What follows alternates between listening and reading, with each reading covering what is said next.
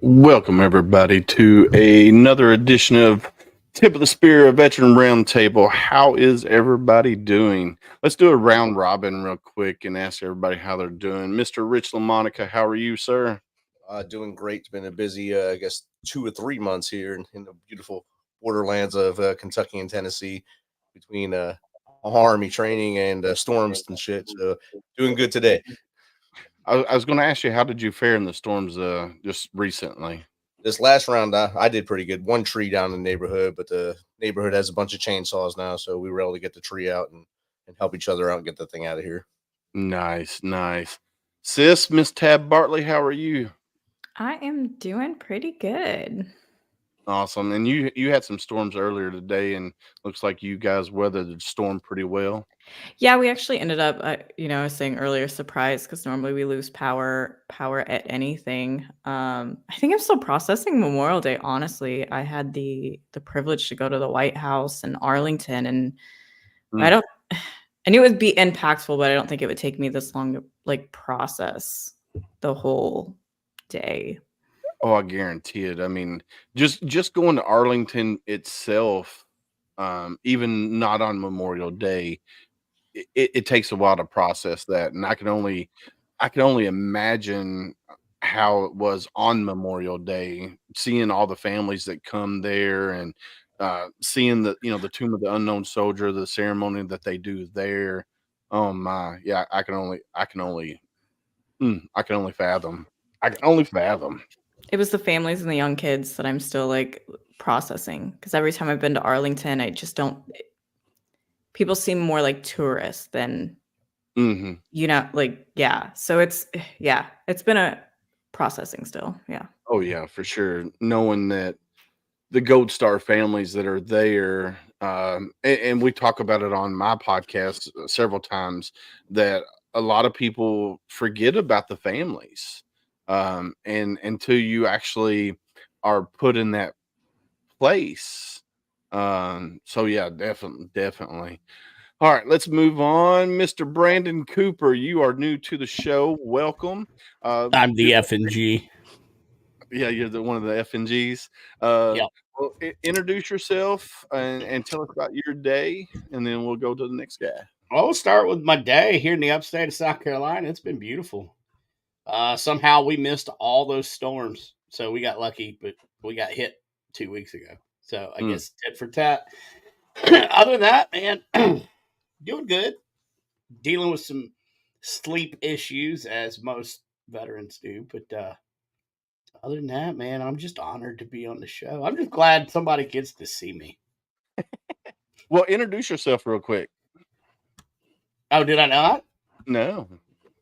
See, this is what happens. Brandon Cooper. I am on the board of directors of Heroes Voice Media Foundation, station manager for Veterans Voice Radio. Veterans Voice Radio. We have 3 stations: a rock, a country, and a mix. We play nothing but veterans and their dependents that are unsigned. We also have we run MUPs, do the podcasting side, do all kind of stuff. And if you're trying to write a book, whatever, come see us at Heroes Voice Media Foundation. We got you covered. I'm working on the rock station right now on PC number 2. Listen, this is great. It's wonderful freaking music without all that corporate BS of the record labels behind it. And it's just pure, sweet, beautiful music by heroes. We stand on the shoulders of giants. Well, I get to listen to their music every day. So that's just a little. Oh, and I do paranormal stuff. I got a show, Shaman Sundays, every Sunday at 9 p.m. You can find me at Shaman Sundays on all the socials. Nice. All right, Mr. Brian Roof, welcome to the show. What's going on, everybody? How you doing, brother? Hey, bro, I can't complain. If I did, no one else would really care. Right, nobody would listen to us. My wife usually, especially this panel right here. Yeah, my wife normally reads bitching. Right. Take a straw, suck it up. So introduce yourself a little bit, and we'll go from there. All right, yeah, my name is Brian Roof. I was born and raised in sunny California. So you guys talk about these storms and stuff. I don't know what that is. We'll freak out here if that happened. We see white stuff, we don't know what to do. But anyways, joined the United States Marine Corps. Did 4 years. Was part of Operation Iraqi Freedom in 2003. When I got out, did 15 years in aerospace at Northrop Grumman. Working on the F-35 program, B-2, Global Hawk, targets, several different other programs. After that, ended up getting out, and I'm 100% disabled now since 2018.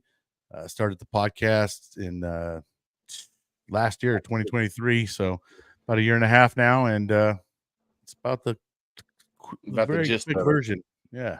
Awesome. All right, Mr. Travis, welcome to the show. How are you, sir?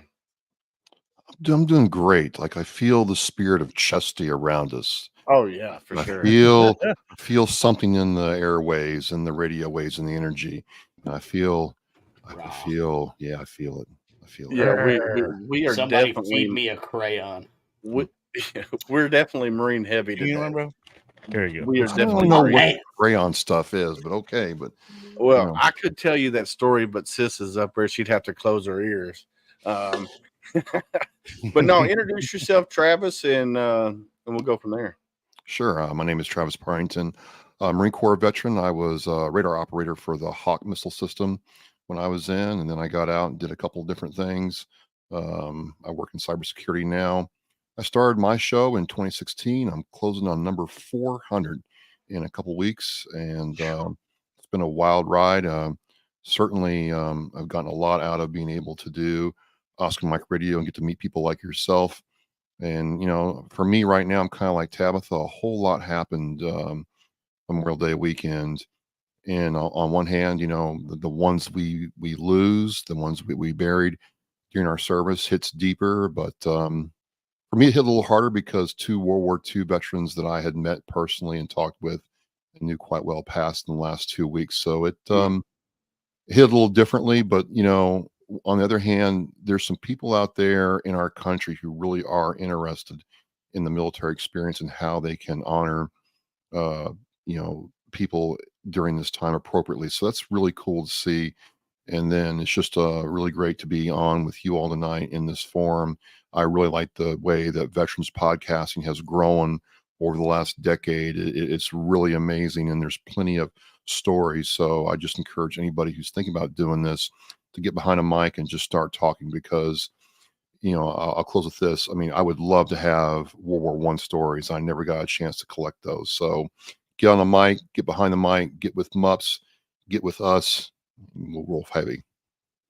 Yeah, definitely. And you are right. A lot of the stories, you know, World War II, Vietnam, those stories are dying out because, you know, we're losing all of these great people, great humans, and a lot of them are taking the stories with them to the grave. And we definitely need to highlight those stories. I was out working the other day, and the next door neighbor was mowing his grass at a job that I was at, and he had a Vietnam veteran hat on. That's all it said. It didn't say Marine Corps veteran, didn't say Army veteran, nothing. So when I got done doing what I was doing, he was now watering his flowers. I went over and shook his hand and welcomed him home, because anytime I see a Vietnam vet, that's one of the first things I say is welcome Yes, home. sir. They didn't get that. And I asked him, I said, well, what branch did you serve? And he was in the Marines. I was like, really? And this guy, he talked for a good 45 minutes. And he followed a home front sit rep. He added me on Facebook.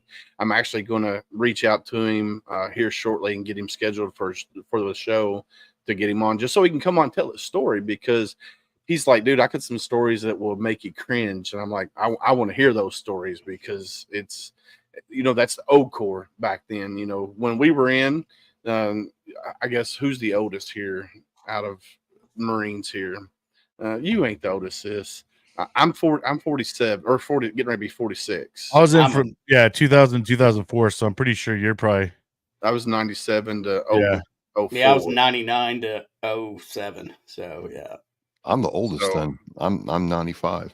Oh, Yeah, shit. but Okay, you, there you but go. you, Grand old Marine yeah, right but there. yeah, but you come with like a voice for radio and a face for radio. Yeah, so it's right. amazing. I don't have a face for radio. No way. So, You got but that voice though. he does have You the don't, voice. you don't need a face for radio. You know what I That mean? was You the, need a that was voice. the joke. That was the Oh. I Oh. got it. I got it. damn jarheads. God bless. I'm gonna draw a picture. I'm gonna mute my mic. I need some more crayons. Yeah, we need some more crowns. I got a whole bag of them in my unicorn bag down here. Y'all can't see that. I got it hid. I need to chuck a few but rippets no- to get the airwaves What- going. What's that, Rich? Drink a few rippets, get everyone's brain matter going. There you go. There you go.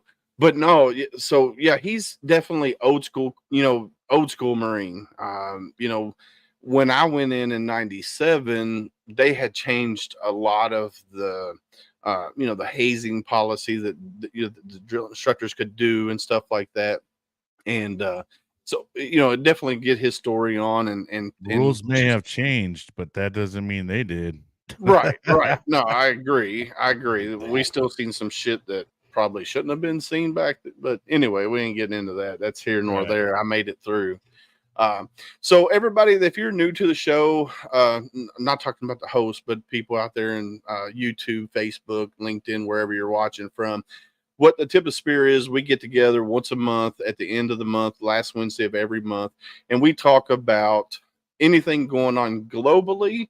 And then we also talk about whatever's going on within the veteran and military communities. So one of the stories that I want to bring up, and Brian, this will probably reach into you a little bit, was an F-35 crashes outside of Albuquerque Airport, pilot in serious condition. First off, I want us to pray for the pilot and his family to make sure he pulls through. And our F-35s are is it two people in F-35 or is it just one? Just Yeah, I'm one. pretty sure it's one. one. And what do you know which variant? Does it say which variant? There's like three different ones. It's an F-35B Lightning. Okay, so 2. that's the Marine Corps one. That's the Stovall unit. Yeah. Okay. It says an Air Force test pilot was sent to the hospital in serious condition Tuesday afternoon after the F-35B Lightning II. They were flying. It says they were flying, so it sounds like it might have been two people in there. Must Yeah, be a trainer then. Yeah. Maybe crashed near Albuquerque, New Mexico. Service officials and the aircraft's manufacturer told military.com. Several fire departments responded to the reports of the crash just before 2 p.m. Said Albuquerque Fire Rescue said that the pilot of the jet was transported to the local hospital with serious injuries. That's pretty much all it gives on military.com about the story. I guess we probably could have got more in there. I guess there's more in there. So what do you think could have caused that plane to crash? Do you think it was pilot error? Do you think maybe bird strike? So I could tell you this much, especially with the Stovall unit, that's been one of probably the most complex builds there is, because that's the one that does the vertical takeoff and landing. So weight and all that stuff is very much of a thing. The F-35 program is very unique because of how fast they would get units out the door. So they in turn, they're pumping out so many units, they're not able to keep up with testing, right? Like, so now I promise you this will be AOG, which means aircraft on the ground, and they will ground every aircraft now due to this, and they will go through everything and figure out what happened, why, whether it was pilot error, whether it was functional, all those type of things. I mean, there's this thing will be majorly investigated, and they will not be doing any more flying until there's an answer. Yeah, definitely. Looks like it was a test model that was being delivered. Yeah, and we actually keep so much documents and everything like that on file. There was a point in time where they had to weigh every single piece that would go onto the actual aircraft. So what happens is, where I live here in Palmdale, California, we built the fuselage, here, and then we shipped the fuselage over to Fort Worth, Texas, and that's where they actually made it up. Then I think they do a lot of testing in different locations and things like that. So how they were in New Mexico, that's kind of odd because I know a lot of it's done out of Fort Worth, unless they were flying over that way and then the accident had happened. Well, it says the jet was en route to Edwards Air Force Base in California. So it's coming out to me. Yeah, that's where I live. It was coming from Fort Worth, Texas. So yeah, then they were taking it back to Edwards Air Force Base, that's where we do a lot of testing here. There's a whole test facility here, which are Northrop Grumman employees, plus also Air Force, and I believe there's a Marine squadron out there as well. Okay. Yeah, it said it refueled at Kirkland Air Force Base, and it crashed shortly after refueling. So, yeah, no telling. I want to give a shout out. This guy right here is a Marine Corps veteran as well. His name's Ryan Woodfield, aka Theory. So he just recently was signed to a record label. He's a rap artist, and his music is phenomenal. I've seen him live in person. I just want to give him a big shout out. I'm going to have him on the show and talk about his music, and hopefully I can get him to write a new jingle for Homefront Sit Rep. And I've already talked about getting him hooked up with Brandon. Yeah, get him on, man. I need some rap on here, man. So yeah, we got to switch it up a little bit. Yeah. So we're gonna get Ryan hooked up with you, Veterans Voice Radio, and get him on there as well. So yeah, that's one of the stories. So we'll definitely pray for the pilot. Definitely pray for him and his family. Make sure speedy recovery and everything. And then another story that I want to talk about. Let's see if I can pull it up. Hey, while you're pulling it up, Willis, I just pulled up Military Times. And the very first, this is just the name of the article. VA says its trust scores among veterans are the highest they've ever been. That's interesting. I don't think that's like they think they said the number is down to 17 now too. Yeah, 28 to 17. Yeah, that's I not where I live. Well, even if that's the case, you look at how many minority veterans aren't within the VA healthcare system at all. Like, for example, Indiana has, I think, over like 55,000 women veteran, and only like 27,000 are in the VA healthcare system in any capacity. Yeah. So how much weight does it really hold when you're missing so many veterans? So much data, yeah. And that's a good point. That's a good point. Who did they actually ask? I never got asked that question. Right, I didn't either, and I've had good and bad. Like I'm always fair, and like I've had very good and very bad. Right. But when you're missing so many veterans and so many, well, you just got to be real about it, right? And they that's the part that is they're not capturing 100%.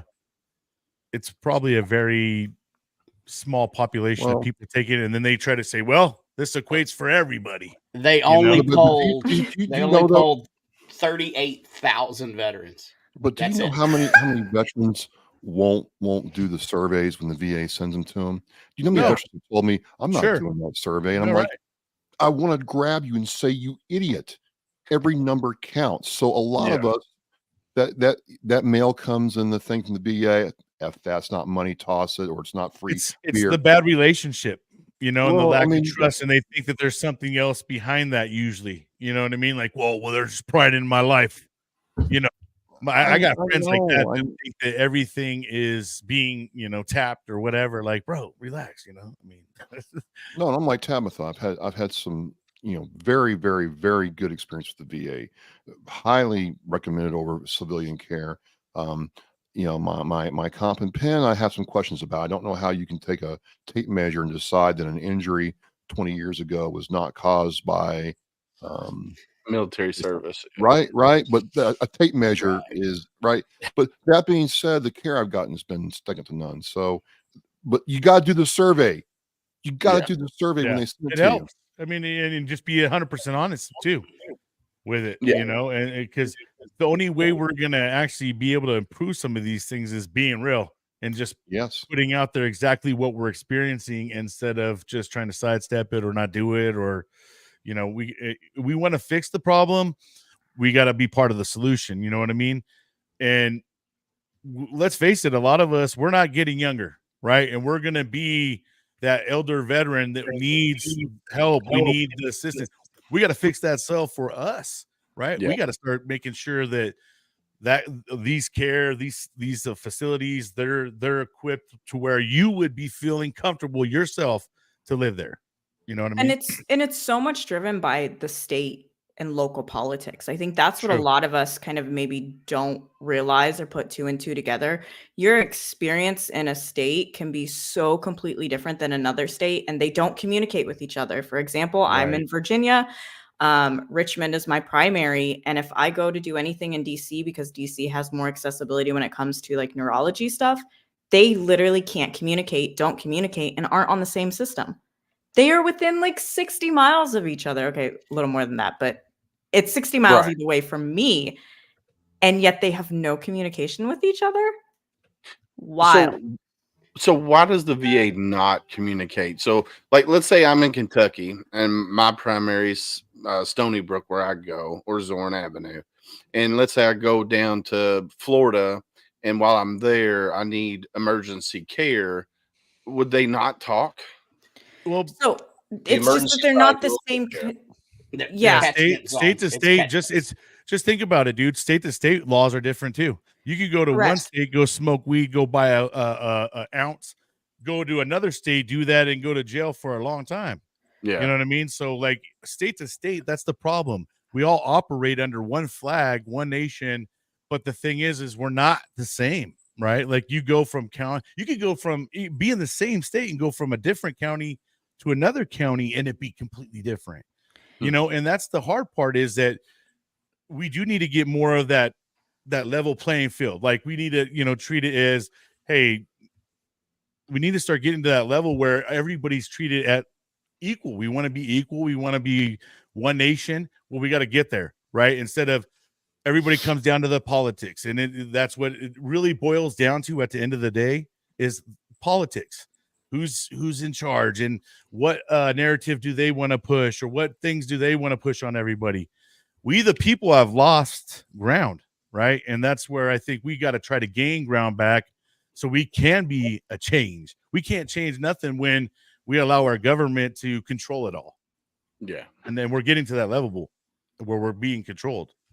Yeah, and I think that's part of the issue too, is like, you know, again, Indiana, because that's my hometown and where I moved back to when I left the Marine Corps. It was so like the state would seem like, oh, this is federal, when they were the ones running the things. It's their operation in the state. You know, they're the ones who do the state nursing home. Like, they're in control of all of that because it's perceived as federal.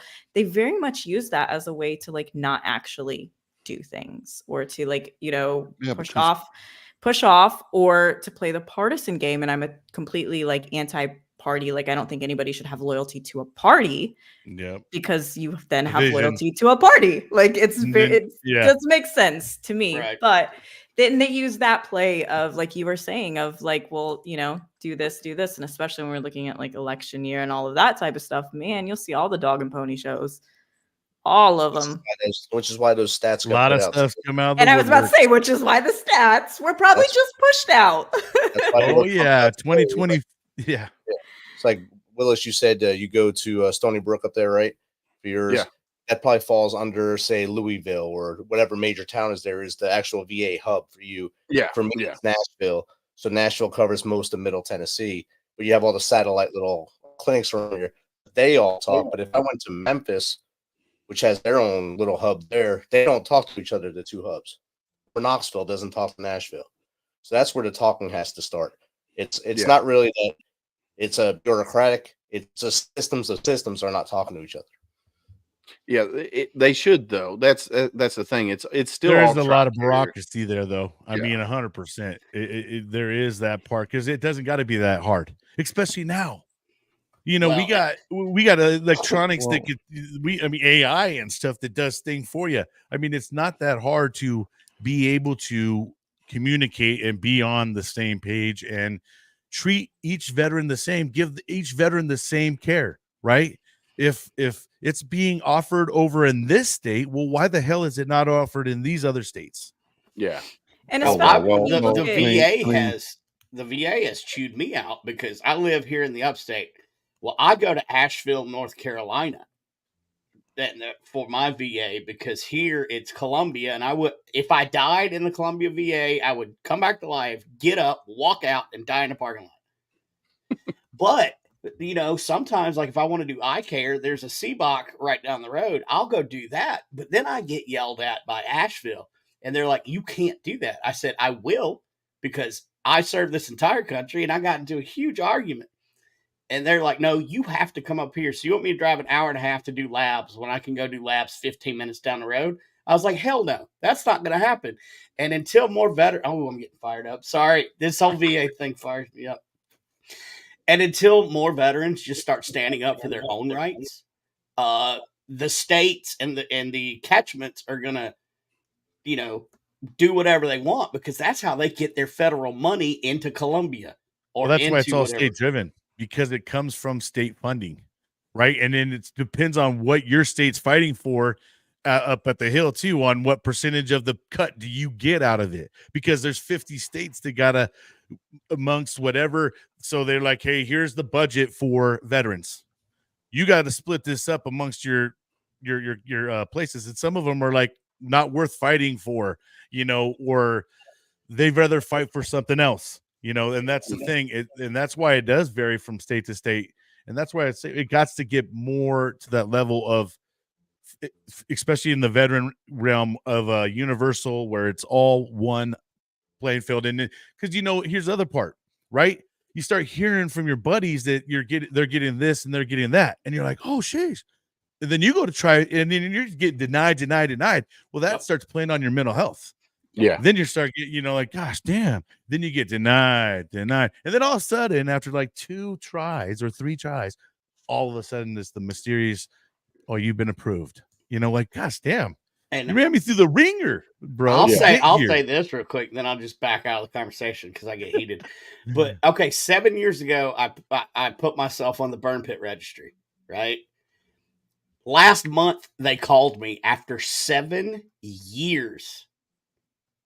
And because and come to find out, they ended up bumping me all the way to the upper echelon because of my lungs, like to DC, to risk.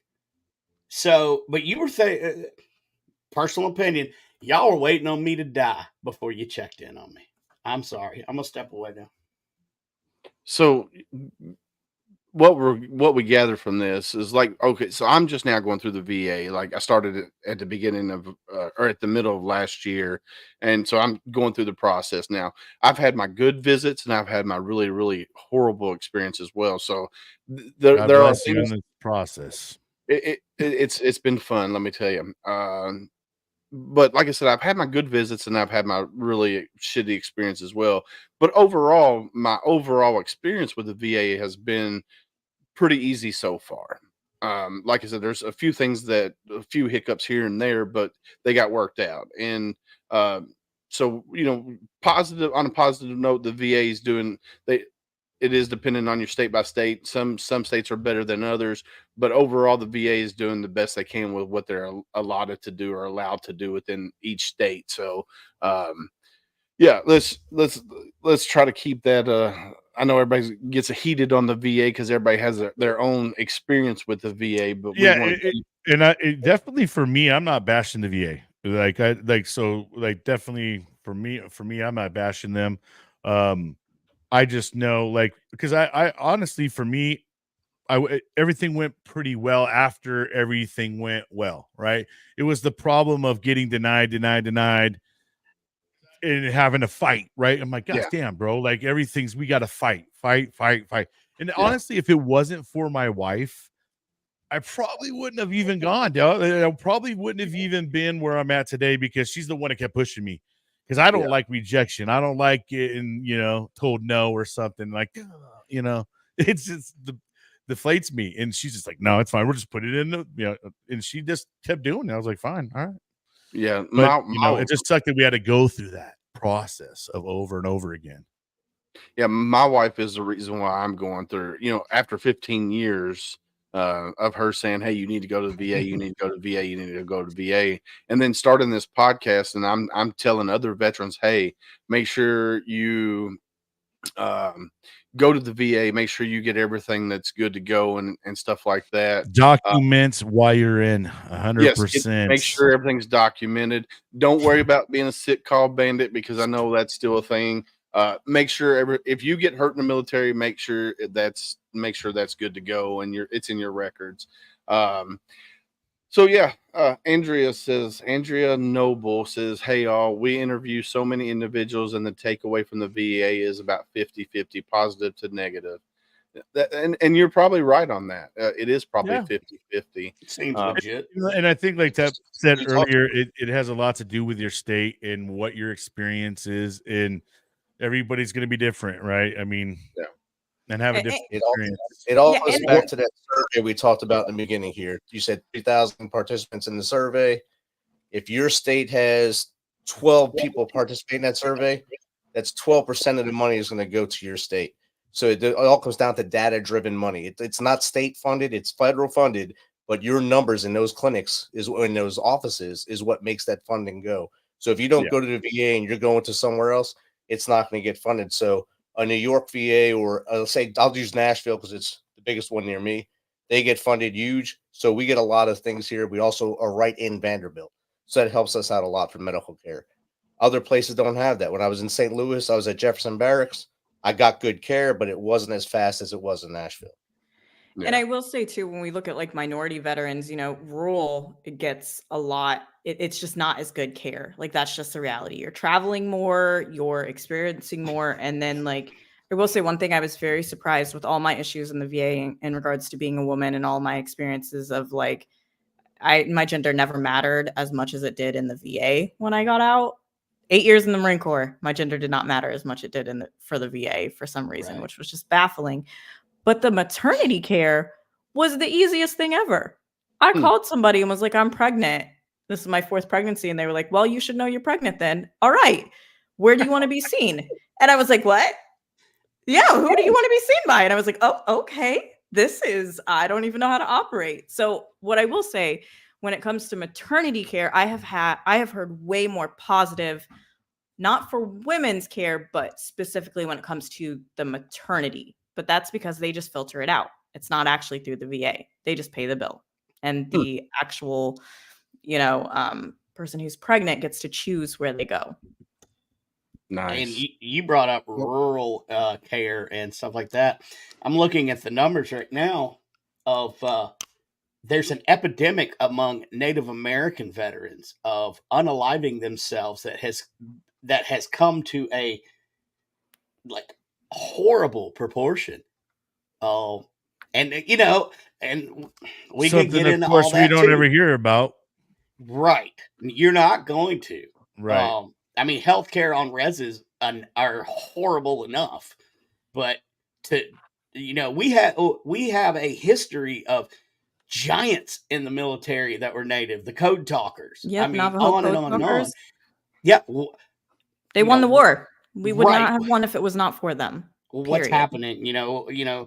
We maybe a podcast for another time.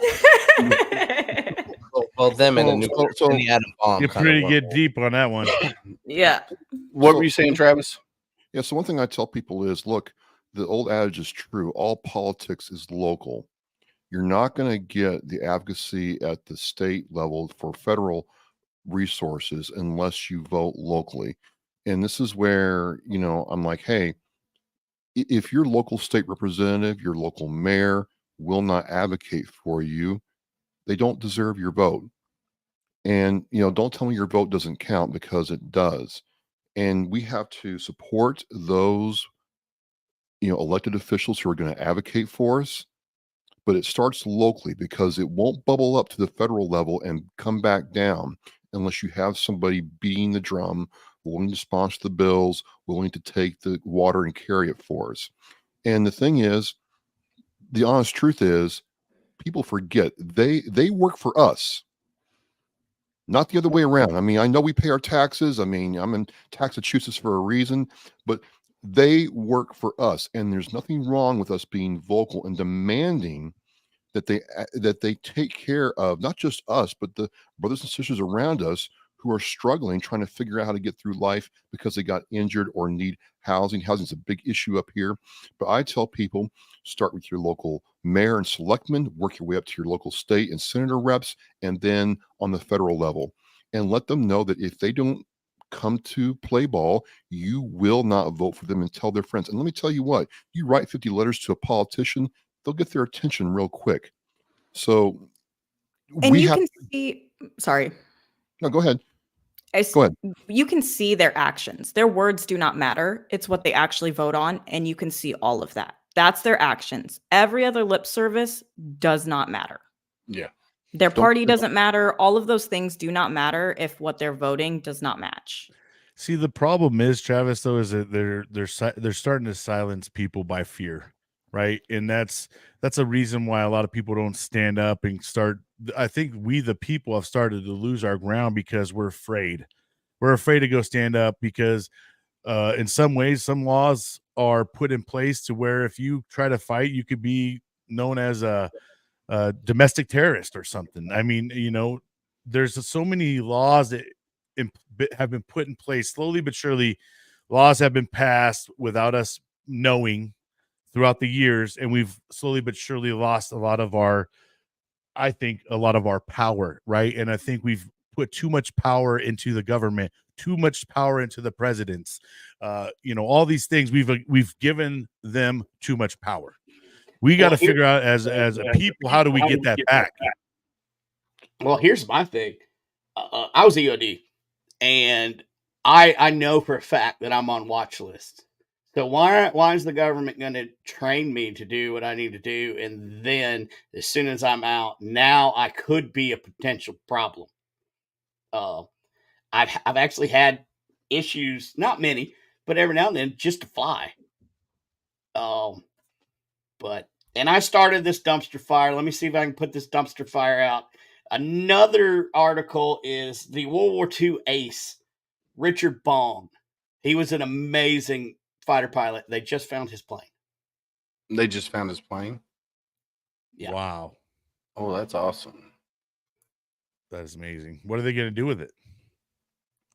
The explorers right now, they're trying to figure out how to get it up and, Ship to verify Ukraine. via VINs and whatever. So Wow.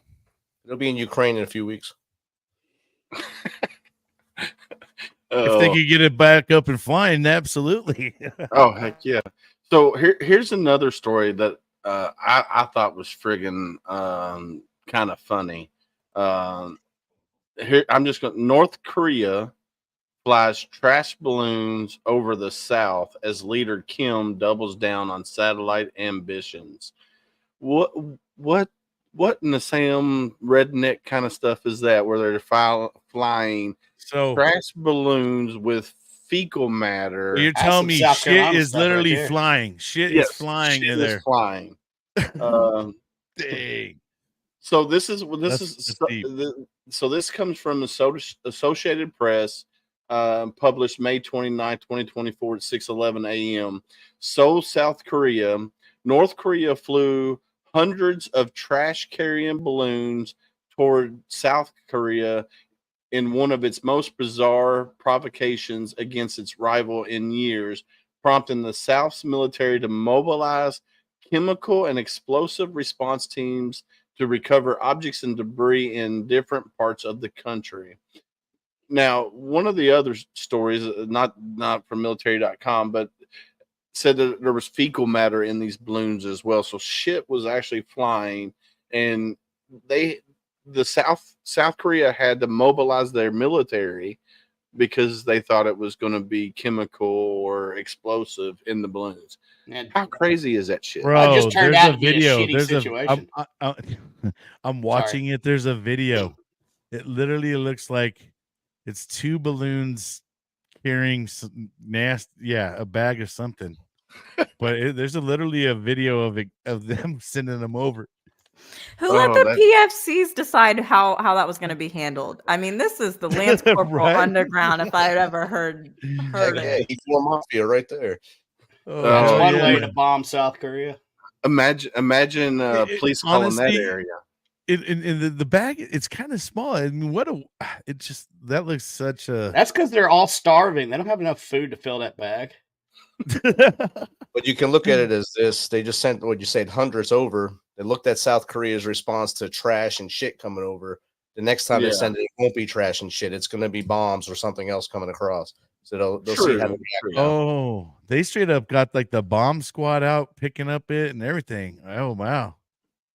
Yeah, that's Well, this That's is this is the interesting thing about warfare. Like we have on one spectrum the F-35, an advanced fighter that's like approaching 150 mil a copy, but people wrecking havoc with shite-filled balloons.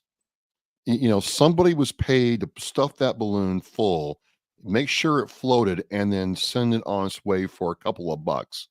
Who's actually causing more tear? I know the F-35 is an awesome plane. It replaced the Harrier, great, but I mean, balloons, dollar for dollar, are doing more. Or hey, gliders. They sent gliders and stuff, over Yeah, where in was Israel. that? In Israel, yeah, they sent gliders and I mean, yeah, we spend millions and billions of dollars on these planes, and these guys got these little garage fixes. Do you think though that this is like a warm up for like the real thing? Like they're kind of dialing They in. might be testing stuff. Yeah, they might be Yeah. seeing how they react, seeing always what test it does before. when seeing how far it goes before it's even detected or something. right. I mean, just like that China balloon that flew into the U.S., and made it, through the Midwest and all the way out to the East Coast. Yeah. Yeah. Made it to Myrtle Beach, right down the road. Yeah, And like you That's wait till crazy. the rednecks get it to shoot it down. I mean, what are you doing? yeah, no, that's crazy. It doesn't That even look is- like the balloons can fly that high in the sky either. I mean, it's kind of crazy. Well, you would assume that they with them being heavy, it's kind of like a hot air balloon. If it's not getting more Straight up hot helium air, in it. It's just straight up helium. yeah. Yeah, I'm So trying to no, remember. that's Like, go get us a whole bunch of helium tanks. We got some I know shit to Becky do. Evans. so Tab. Let's talk about this one here because you said this is kind of up where you're at. Veterans get 3 mental health visits a year for free with VA's new copay exemption. This was published May 29th, 2024 at 3:34 p.m. on military.com by Amanda Miller. It says Department of Veterans Affairs beneficiaries won't have to pay copays for their first 3 mental health appointments of each year, thanks to a new exemption. Meanwhile, patients who paid copays starting in the latter half of 2023 will receive automatic refunds. The VA announced the exemption Wednesday, backdated to June 27th, 2023. When the first refunds will kick in. The benefit also comes with an end date of December 29th, 2027. See, I think I thought mental health services were free, and if that's Yeah, not the you're only top saying for 3? priority, You're yeah, saying if only 3? that's not the Come on, top bro. priority, 3? and especially with how hard it is to get and find a provider within the VA. I mean, the wait times are atrocious when it comes to mental health. Now, I say that I had an amazing counselor through the VA. I mean, I've actually had 2 amazing counselors, literally life-saving, but the process to even like get a counselor is or any sort of mental health, and why are we having to pay for that? Did we not pay enough and that's why we need mental health? Like we already paid. Yeah. We paid you with our mental health and the trauma that we experienced. The fact that I didn't realize that veterans even had to copay for mental health. I thought that was that you were able to get that. I think it's by rating, like on how much you're rated. Because like for me, when I go just for my regular doctor visit, I have to pay a copay. I don't have to pay for anything else, but I have to pay for the copay.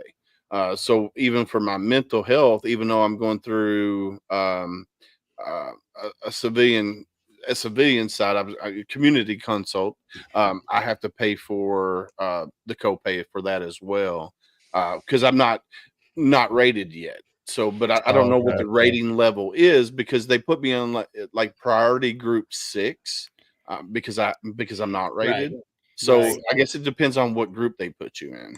Which Haunting I Angels, thank you for tuning in. Yeah, and which I knew that for physical, but I thought like the whole big push the last few years has been that you can get the mental health care you need through the VA. I mean, I thought that was the big push in conversation when we're looking at Yeah. our suicide rates and substance abuse and all of those things. It just It doesn't mind make sense. boggles me, and maybe it comes down to there's not enough VA doctors, so they have to go outsource it, and there's probably a lot of uh, non-VA doctors that are having to pick it up because I know I thought it was a while back where Trump made it to where you didn't have to travel far to go get your medical care and all that stuff. You didn't Yeah. have to go as far. Like say if you could get your care more local to you, you could switch it up here, not have to drive 50 miles to go get your care.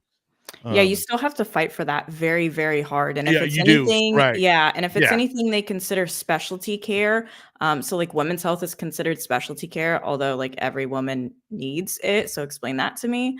They'll try and use that as an excuse to say, well, this is specialty care, so you have to travel to our facilities. Or for when it comes to mental health, and I won't talk too much on my husband's stuff because that's his personal, but like specifically, we were looking at a specific sort of mental health treatment.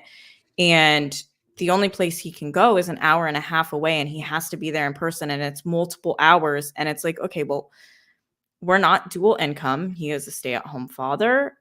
We don't have the ability to spend 7 hours a day for one mental health appointment. That's Right. just not feasible. I don't I don't know. Maybe there's other veterans who are a lot financially better off than I am, but like we No, can't and do it. see, we gotta cut those red tape type of things out of the way, and they should be able. We're in an era now that you can have face to face telephone conversations, right? So a lot of veterans don't like to leave their home or don't want to drive super far and wait at some office. So I mean, I don't know why they don't start making it to where it's more of an option where you can have a video call, or if you have to have that touchy feeling and you need a hug, you can come into the office. You know, I Well, mean, it's crazy. community care is now being taken over by individuals that are coming into our country. They are using our community care, pushing us out so they can, these individuals can have medical care. So that adds How even more time to the mental health care. And just a story about a VA, I'm 70% for PTSD. But I had a shrink in the ER look at me and said, "There's nothing wrong with you. You don't have PTSD. Suck it up." That's crazy. That's crazy. And Willis, and I think what the one that like I actually meant to bring up is, so Virginia specifically, like when we're talking about state benefits, so Virginia had this nearly 100-year-long veteran program benefit called the Virginia Military Survivors Independence Education Program. It started after World War I. It was essentially where, and I may, don't quote me on this exactly, but essentially where if you are 100% disabled or you have died, that your children can go to certain universities within Virginia, essentially like for free or Okay. very low cost. We have that in South Carolina as well. Texas does Well- that too. Well, Virginia under the table completely cut all the benefits with no Oh. announcements, no nothing. Saying that it was due to budget, but the budget doesn't come from the state at all. The budget comes from a whole Federal, different place. Right. The reason was not, and you know, it speaks a lot again when people do these things under the table and they don't have these conversations. So here in Virginia, that's something that is a huge concern with the veteran community, because that was one of the driving forces of why so many veterans moved to Virginia. And so there is a lot around that and not a lot being said, or very hard to find all of the proper information on it. So that is something that like locally is having a massive impact, and it's going to have a massive impact on the state because veterans are going to move. That's the reality. They can have a better quality of life, and their children can have a better quality of life somewhere else. No, that's crazy, and it will have um, major ramifications uh, with veterans leaving the state. I mean, that's if they can go if veterans can move somewhere else and have better health care and stuff in other states, they're definitely going to do that. Yeah, it's crazy. Was that Yeah, already signed by the governor or just by the General Assembly? No, the governor is the one who signed it and pushed it, and then has been completely silent for his reasonings behind it. So I put some links in our chat, and I'll post them after because it never lets me do it right now. But um, he so it passed the General Assembly. Governor Youngkin signed it. Seeing, I think. So Yeah, it and was I'll put the link with all the more information. And there's a whole advocacy group, and how I saw it, because I will be honest, I don't pay enough attention to my state as I should. I was overly involved in Indiana, and it really wore me down. So when we moved to Virginia, I kind of took a step back. And our local VFW, and this is why these veteran organizations, I think, are so important, posted about it, and unbiased, right? Because here's again the unbiased thing. Here's the facts. Here's the things, the call to action of what needs to be done. And I'm a huge advocate, especially for like the VFW, who is just so, like, again, non-biased on things. Like, here's the facts, the figures, the things. And if I wasn't involved with them, I wouldn't have. I mean, I eventually would have seen it, but I saw it initially as it was happening, because they always have people monitoring this type of stuff, and they were like, "Whoa."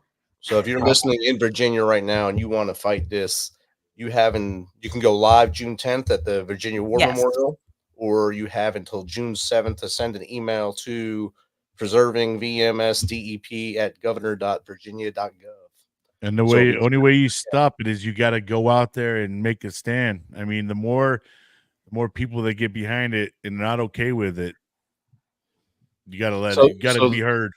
The link is in chat. Brandon's showing it right now on the screen here. Yeah, that's crazy. That is crazy. So yeah, the link is in chat. It's right here. I just threw it up on the screen. It's right Thank you. there. And you can click on that and check that out. Especially if you live in the Virginia area and you're watching this show, you definitely want to go fight that. Write your state representative, write whoever you need to. And honestly, if the governor signed that and it screws that many veterans, that governor doesn't need to be in office next election. So we also don't know what all else was in that bill that was passed. When that bill was passed, we're not in that room with that bill that was passed. And it might have been some hog molly stuff that was in there to get him happy, to make him sign that. So it's going to come out. Yeah, and that was part of the conversation too, was then when people were asking, specifically the VFW, they weren't getting answers either. And so again, that's where this transparency, and I just want to make a note, as a federal employee, Hatch Act, elections coming, you can't endorse candidates, you can't like do things like that, but you can talk about the policies and the things they are doing. That does not go against the Hatch Act. And so I just want to be clear on that of, you can be involved locally in what's happening without campaigning for somebody and advocating for somebody. You can talk about policies and things of that nature. And so just want to be conscious of that with, other federal employees who are watching. You don't have to be silent by any means. Now, do we know if this is going to affect anybody that's maybe already using it? If they're just cutting it? I mean, if you're mid 2 years into it or something, boom, cut. So the cutoff date of when people could register was like 4 or 5 days after. And so there were a lot of people who were trying to get their kids registered, but they weren't seniors and they weren't in the program. And it also cuts the way some people were saving it for, like they would go to community college first and then they would use it when they went for like their further education. And now they can't do that. Like they were in the program, but now they can't do that. So from my understanding, those who are in it are fine, but those who are in it but held off on actually using it now can't use it. But again, I'm not the subject matter expert. It's very much like the June 10th event. and getting more involved and finding out is like, that's the call to action right now, is like demanding the answers. I think that's the primary thing, is because there's a lot of transparency not happening, a lot of non-answers to questions. And the only way that families have to go is you have to be 100% for Chapter 35. So if you're cutting it like that in the state of Virginia, I mean, yeah, some people it's not going to affect, but most people 30% and above. I mean, what are you going to do with your kids when you've been promised an education, or your children an education, but yet let's put some chains on it. You got to be 100%. You got to be this. You got to be that. I mean, it just doesn't help anybody. Yeah, and I think that, that's the thing too. And so many service members maybe wait to have families or have their kids later in life, or can only, pass their GI Bill to one kid, or so on and so forth. So yeah, there's a lot of factors to it that when you're looking at it, it just doesn't make sense, because having a veteran living in your community is only going to financially positively impact your community, especially disabled. That means you have a certain amount of money that's being, pushed back into the economy.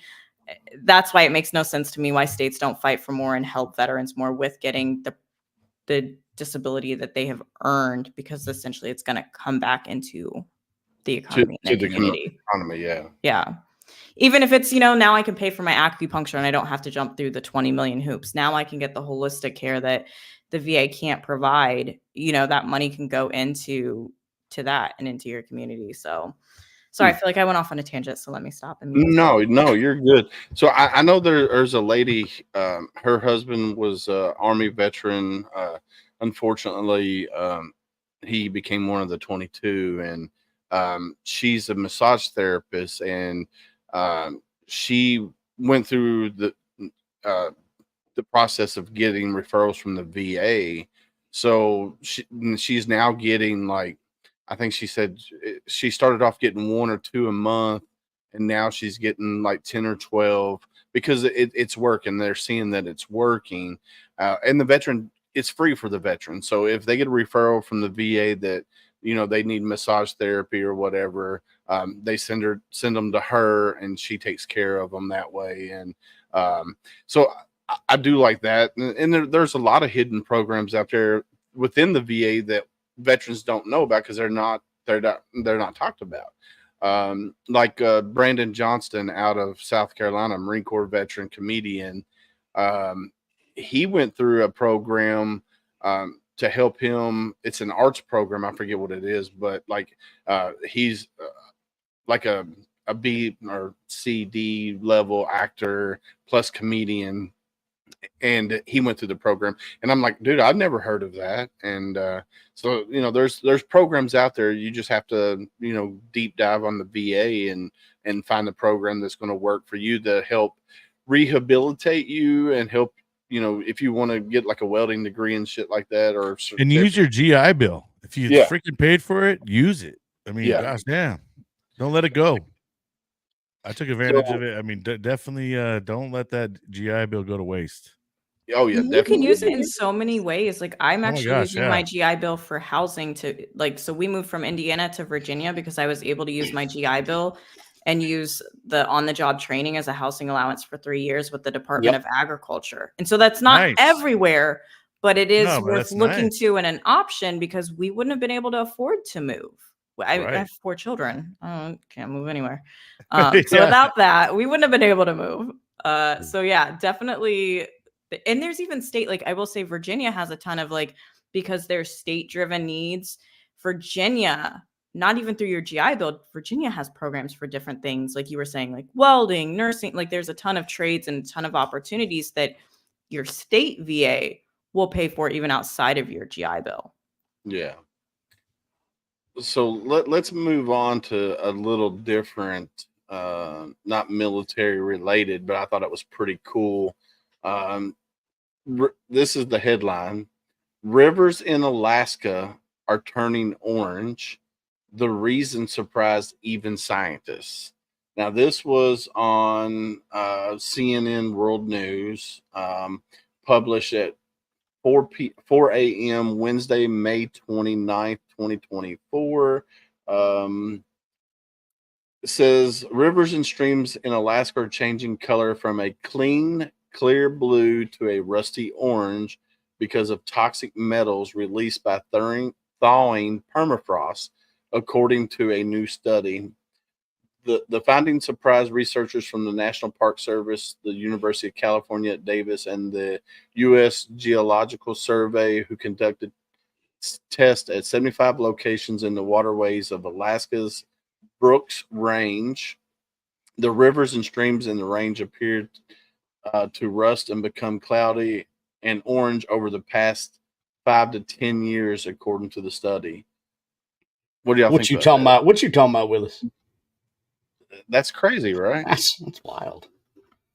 There's a lot of things that are starting to go around in the world that are like unexplainable. Yeah. I just think there's a lot of things going on with change in the weather, change in, just, we're probably going through something and things are starting to, happen that probably were happening a long time ago, or I don't know. It's just, it is, there's a lot of weird things going on around the world. That's Yeah. not the only thing that I've heard of. Well, So yeah, it's like another weird thing. Iran caused a flood in Dubai. a flooding. They caused the flood in Dubai With their weather, with their weather.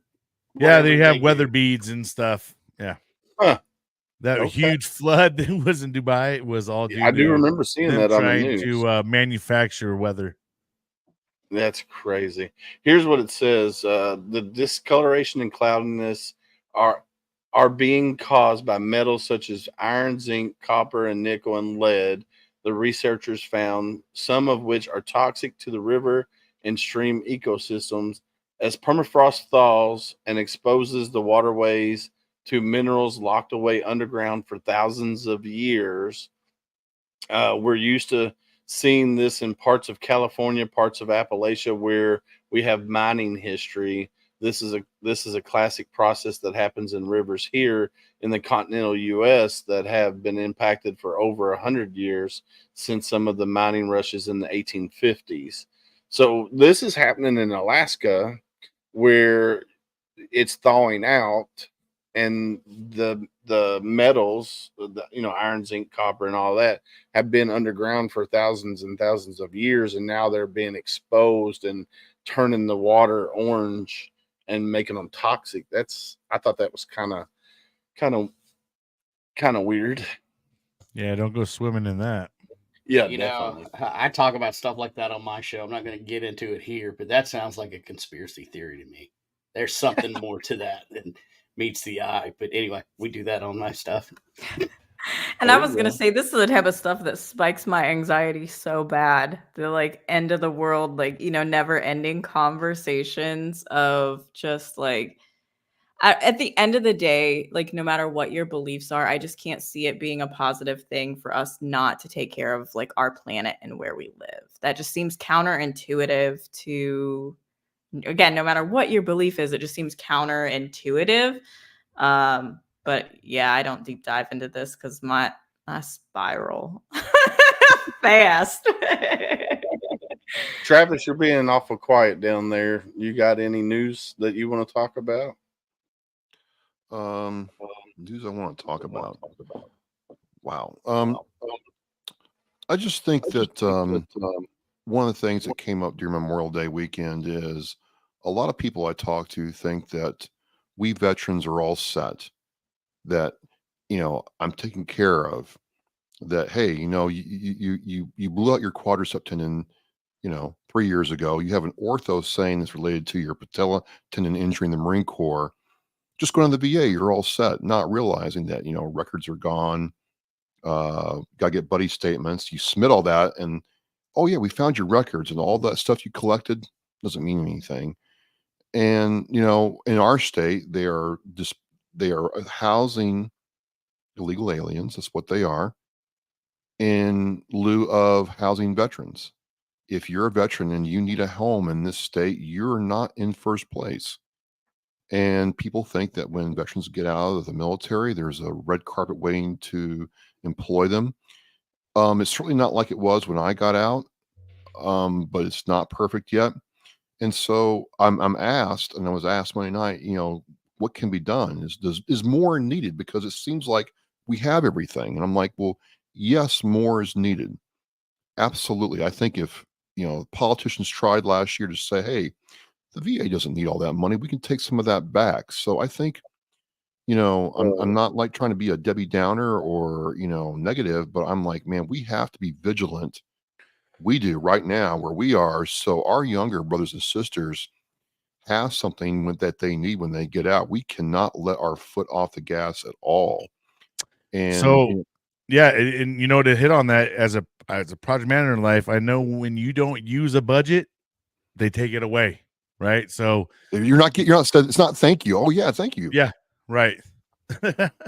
So I think this is why forums like this are so important. It might be one person out there in some car or on a train station or just sitting at a coffee shop saying, hey, I need to get on this because this is what's going on. And I think this is why this is important for us. So that's kind of my thing. I mean, David, I'm still kind of processing Memorial Day in a lot of different ways, but you would be surprised. Maybe you're not, but I was surprised how many people thought, veterans as a whole have it made here in the United States, that they have nothing to worry about. And I'm like, man, how much time do you have? Because that is not the case. That is not the case. And I don't know about you all. I cannot imagine being a Vietnam era or Korean War veteran trying to navigate the system now, figuring out how to do this alone. And man, we got a responsibility. If some, and I know those guys can be cranky and ornery and cantankerous, but a lot of them don't like technology. They don't like. They're not tech savvy, man. They're not tech savvy. They don't like to be told what to do. So, but we still owe it to them to help them out. So that's kind of where I am right now. I'm just blown away because, again, when I started podcasting 8 years ago, there was none of this. It just, no one else had, gone into this space. So I think it's important we have these forums that we talk freely and openly and we share like this. And so I'm really glad that this is happening, and I'm really encouraged by what I'm seeing. So, that's what I got. Awesome. And you are right. Like, a lot of people think that us as veterans, we are set. And I've heard it many times, oh, you're a veteran, you're taken care of. No, I'm not. Yeah, I do get, discounted health care at the VA, but that's about it. I don't get nothing else from the government. Yeah, sure. I paid into my GI Bill and I utilized that when I got out, but we're not set. So I can promise you at 100%, I traded in a 6-figure income for not a 6-figure income. I promise you, it was less than half of that. So you don't got it made when you go 100%. Yes, there's some things that you might have differently, but you're very limited, and you're going to be only here. You know what I mean? And you can't go above that. There's no raises. There's no promotions, there's no bonuses, so you are where you are. And if you don't have dependents and stuff like that, you're even go, you're even I told somebody, I said, first of all, you have to prove, newsflash, that you're an American when you go to the VA. Number one, prove that I'm an American, prove that I served, and then prove that I got discharged honorably. Bad conduct I can understand, but if other than honorable, man, really messes you up. So I got just off the bat.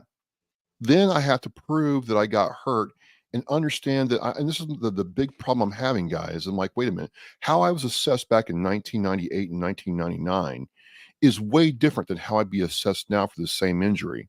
And how are you taking a tape measure and deciding that the two aren't related when I have a letter from an ortho saying they are? Well, this is just how we decide. And so you have to prove all these things to even get to the finish line. Now, granted, once I got to the finish line with regard to PT and the VA, I will sing those praises all day long. But I cannot imagine, women have had a hard road to hoe when it comes to getting their care. And like I said before, the guys in my Marine Corps league, they get anxious trying to sit in front of the computer and do something that you and I could do in minutes. So And they know that. They know that though. yes, I mean, they know that they know that we wear out, right? They know, throw a lot of paperwork at them. They hate paperwork. Make them wait. They hate waiting. I mean, Mhm. all the things that really kind of trigger a person with PTSD or just, social anxiety, all these things, they literally make you go do it every time they put you through some appointment. Like, bro, I left one appointment one time in such a fog that I on accident hit a pedestrian crossing the street. Mm. I mean, my mind was literally just so fogged up from this whole. I mean, it just got me all riled up it's just again. demeaning too. I don't know. Well, It's and demeaning. I feel like this needs to go out. It's never too late to call 988. If you need to call 988 as a veteran, press 1 for veterans. If you don't like talking, you can actually text 988 and have a little text chat. I have used it before. It saved I would not be here today if it was not for the veteran suicide hotline or the regular suicide hotline. 988, use it. And Brandon, that's a great point. You don't have to use the veteran one. If you are so fed up with like the VA and all of that, you can just use 988 and you don't have to say you are a veteran. Right. And I think that is like, I'm so glad you brought that up because yes. Right. So I And know there's a Tab- level of trust level with some of the veteran population as well. And that's why a lot of things are skewed. There's a lot of folks that won't go or don't go and refuse to go because they literally, I mean, especially the Vietnam veterans.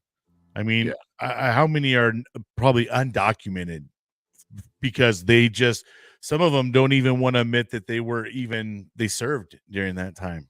Right. So I don't know. It's some of that stuff it's kind of hard to look at, but Well, I mean, we're fighting this right now up here with the PACT Act.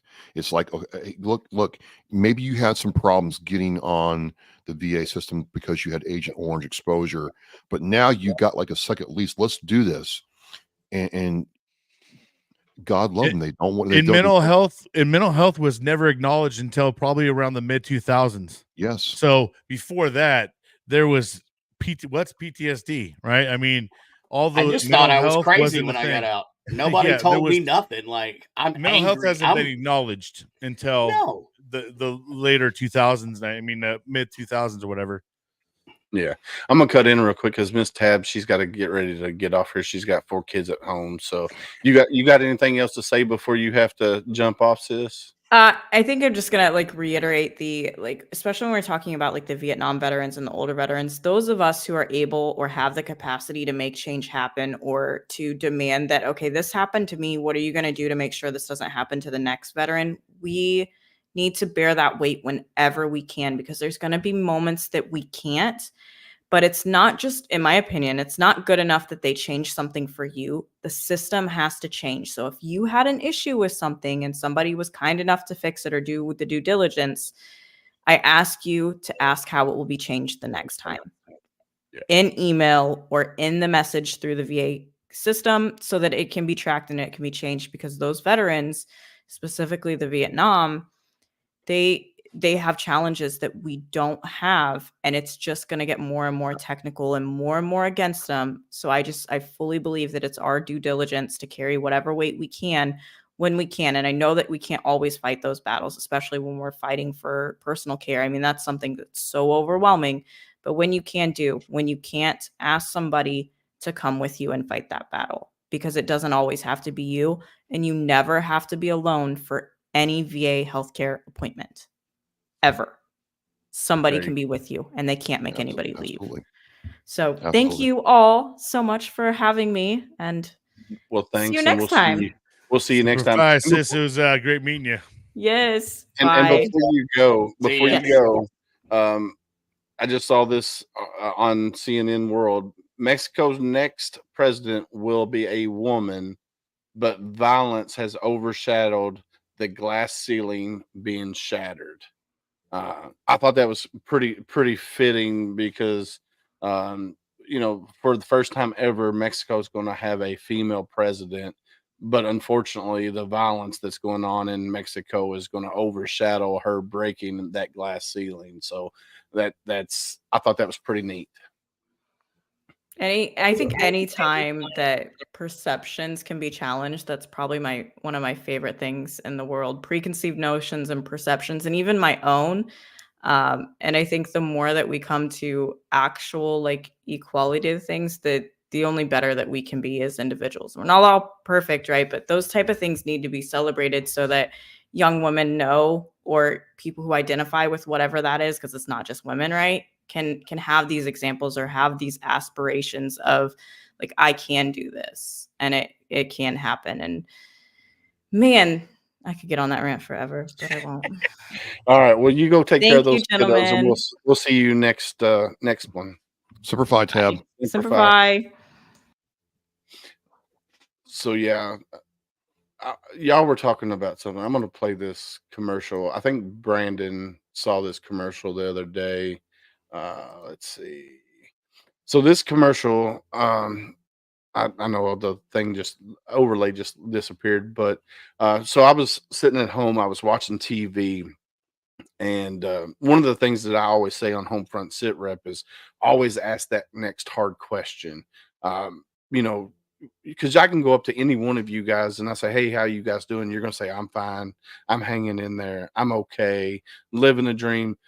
But nobody ever follows through and asks that next hard question. Anyway, I was watching TV and this BetterHelp commercial came on, and it just struck me. I had to rewind it, and then I played it, rewound it, played it, rewound it, paused it, and called the wife in and said, "Hey, look at this commercial." And it just fits, and it goes into with the 988. So here, I'm gonna play it.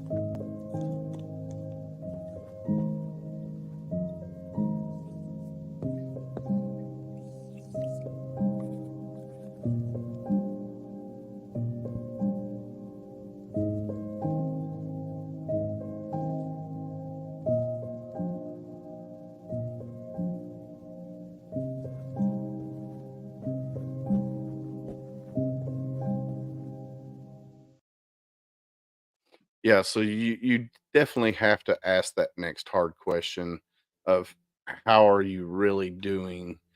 Because and be ready for that conversation, because that conversation could be a 30-minute conversation, could be a 2-hour conversation. But if you ask that next hard question, you definitely have to be ready and willing to sit there and have that conversation. So yeah.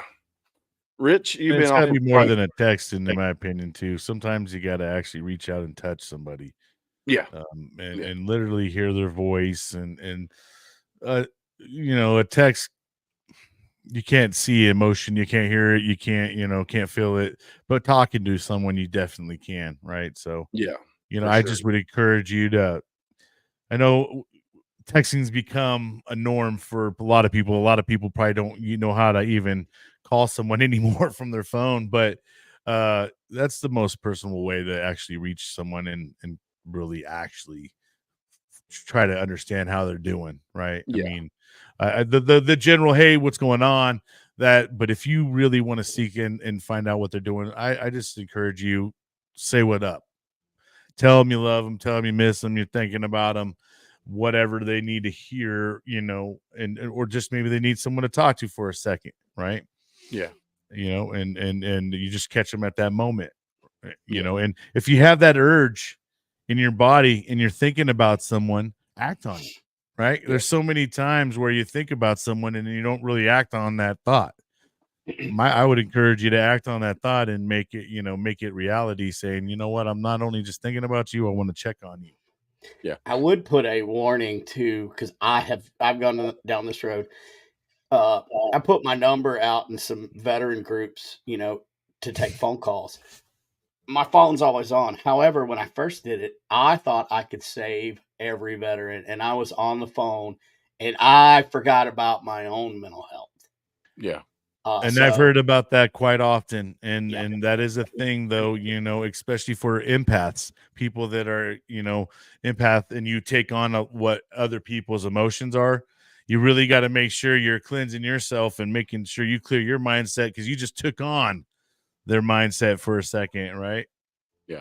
Rich, you've been awful quiet up there, my brother. What we got going on, friend?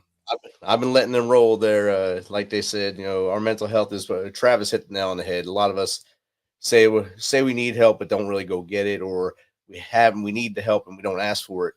If you guys listen to country music or country rap, crap, whatever you want to call it, Jelly Roll just put out a great song, "I Am Not Okay." Yeah. Listen to that song right there. Read the lyrics. That defines every mother fletching one of us. Every veteran that you talk to, that song defines.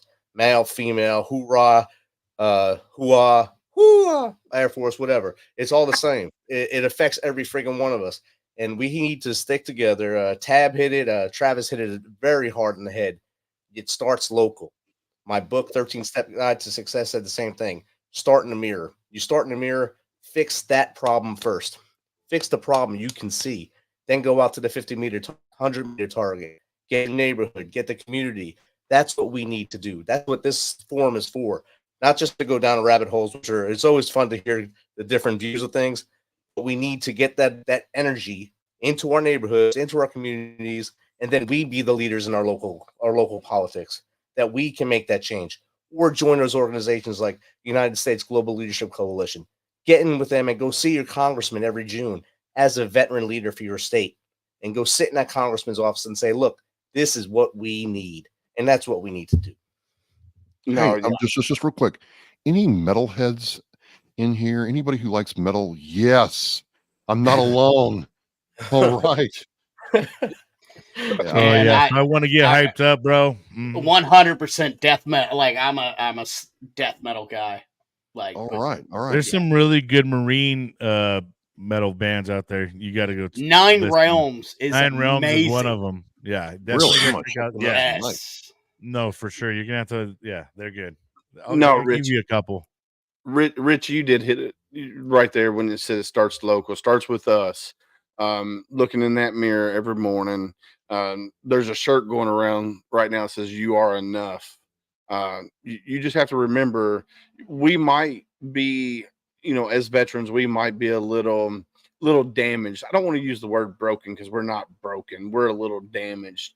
But we need to focus on ourselves. Then we need to, like you said, we need to get out there and make waves within our local community, our local government, whether it be the city you live in, and then work to up to the county you live in, then work it to the state level.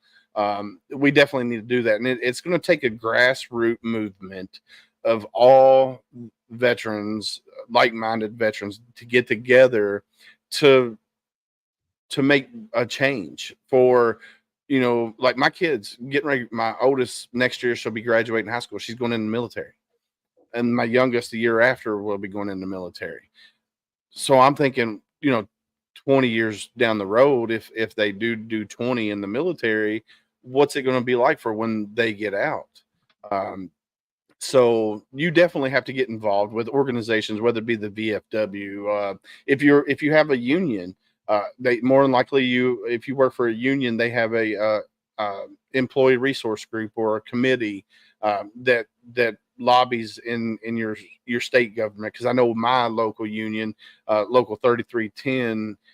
We go to Frankfurt all the time and lobby for veterans and stuff up there. And one of my good friends, Don Bramer, with the Bramer Group in DC, he's a Navy intelligence officer. Bramer Group does a lot of lobbying for veterans up in DC.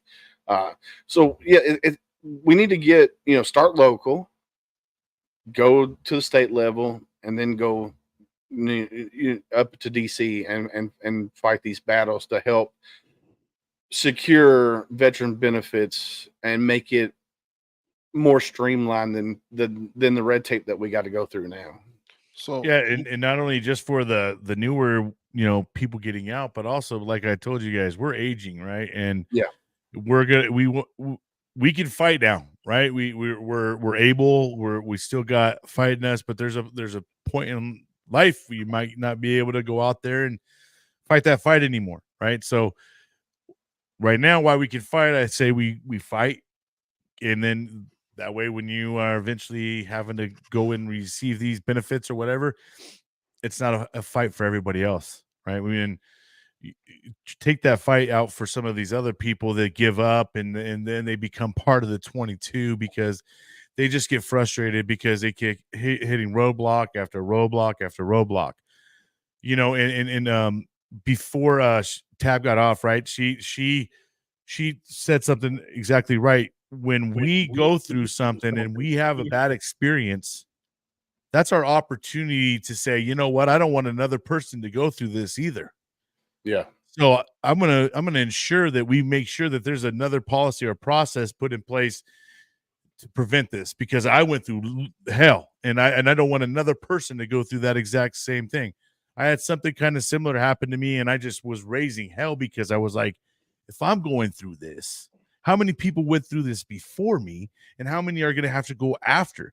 And I said, we need to stop this, because now you guys are really backing up the system by putting so much convolution to it that no one wants to go further. It's just crazy.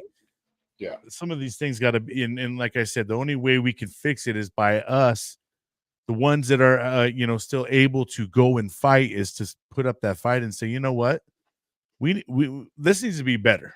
This needs to be, and also, instead of going up there bitching and complaining, we have a solution for them and saying, hey, this is, maybe let's try this. Maybe this will start working. Yeah. One thing maybe, David, for next time if you have me back on, is I'd like to kind of dig into a little bit is employee resource groups. Okay. More and more I'm finding out that, you know, at first it was kind of like, oh, I got another thing to do at work, but over the time it's become a real powerful way to let your management know what the veteran experience is like. And the cool thing is companies are required to report on how they take care of veterans, Mm-hmm. hiring initiatives, and other things. So a lot of us, like I was on a group, and a lady from Caterpillar was on, and Caterpillar, like Home Depot and Pricewater, these senior managers are very interested in making sure veterans were at home there. And what it's done is it's allowed these veterans to teach their civilian employer about the veteran experience and make sure there's another way to advocate. So not now, as I'm going to pack it right now, maybe in a future date, because it's a really easy way for you to bond with other veterans at your work and make change there. Yeah. So I work for AT&T, and we have a national veterans ERG, employee resource group, and I'm actually the president of the state of Kentucky for our ERG. And you are right. ERGs within companies, corporations, they are amazing because, for one, but here's a kicker to that too, though. If the veteran doesn't report that they're a veteran and join the veterans ERG, then the company doesn't say, hey, this guy's a veteran or this lady's a veteran. But they are amazing for what they do, because like you said, we do get to help teach supervisors and upper level management on situations, on how to deal with certain situations with veterans when they arise. And then AT&T veterans have, changed how AT&T looks at veterans, like, because AT&T went on like a 100,000 veteran hiring spree. Like, they were going to hire 100,000 veterans, and this is over the whole United States. And they hit their target. They did hire 100,000. I think it was like 100,000 veterans or something like that, and they did hit their target. But no, veterans ERGs. If you work for a corporation, if you work for somewhere where they have an employee resource group, and they have one that's dedicated to veterans, you definitely want to look into it. If you're a union, look into the veterans committee within your local. I know Ford has the veterans committee, and CWA, which is my union, has a veterans committee. They have district level as well. So definitely look into those. And if they can help you, they help you. It's helped me. And then I decided to step up to the plate and take the helm for the state of Kentucky. And run with it. We've done a charity golf scramble to raise money. We've done we've gotten involved with Operation Victory, which we rehab homes. There's all kinds of things that we've done within the employee resource group. So no, that's well, we will definitely talk about that next on the next veteran roundtable, employee resource groups, because I got Nick Buss coming up soon. He's with Leaf Homes. He's an Army veteran. When he joined Leaf Homes, they didn't have an employee resource group for veterans, so he created one within Leaf Homes, and now it's a national employee resource group. And has since went on and started 2 veteran nonprofits. So I got him coming on, and we're going to talk about what the process was like to start a veterans ERG within Leaf Homes, and then how he got to where he is now. So that's we can definitely do that, Travis, for sure. And you're Brandon, Travis, Brian, you guys are more than welcome anytime we do this veteran roundtable. If you want to jump on, you guys are more than welcome. I'll get some information. I'll put your logos down at the bottom of the screen as well. But it is 8:40. We've had a great discussion tonight, so we're going to do a roundtable, and we're going to wrap this up for tonight, because I know my wife and kids are stomping on the floor because they're ready for Daddy to be done. So let's start up with Rich LaMonica up top. Closing statements, Mr. Rich. Heck yeah, great meeting everyone. Brandon, Travis, especially Brian. I've already met you. Tab, I know you're not listening, but thanks for hanging out with us tonight. And anyone that's out there listening to us, we may seem like we're getting heated. We may seem like we're getting irate, but we're just passionate. We're passionate veterans, and we want things to change. We want things to keep in the same momentum forward, so that, like we've been saying, the next generation doesn't have the same issues we had. The Vietnam veterans, Korean veterans, they fought their asses off in order for us to have what we have now. A lot of them had nothing and refused to get it. But those who did keep fighting, they made sure we have what we have now. Let's keep this momentum and keep moving forward. I'll talk to y'all next month. All right, Rich. Be good, buddy. All right, Travis, you're up, buddy. I just want to say thank you for having me on. It's, again, really great to be in this forum where there's all these veteran podcasters coming together and working together, and it just embodies this phrase where you can go faster alone but further together. So I like that we are doing this together to support each other, and also those who need it anywhere they are. So thank you for the opportunity. Looking forward to talking again. Awesome, man. Appreciate you. Brian, you're up, sir. All right, brother. Well, hey, I appreciate you inviting me on to the show, man, first and foremost. Also, if anybody out there, you're struggling, don't forget there's a whole bunch of people out there that care. We'd love to hear from you. You always can, email us. Also, there's the 988 press 1. And don't let the day kick your ass. Make sure you're out there kicking the day's ass. All right. Semper Fi. All right, Brandon, you're up, sir. Whoa. I need to stop filming in 4K. This is ridiculous. I want to say thank you for having me on.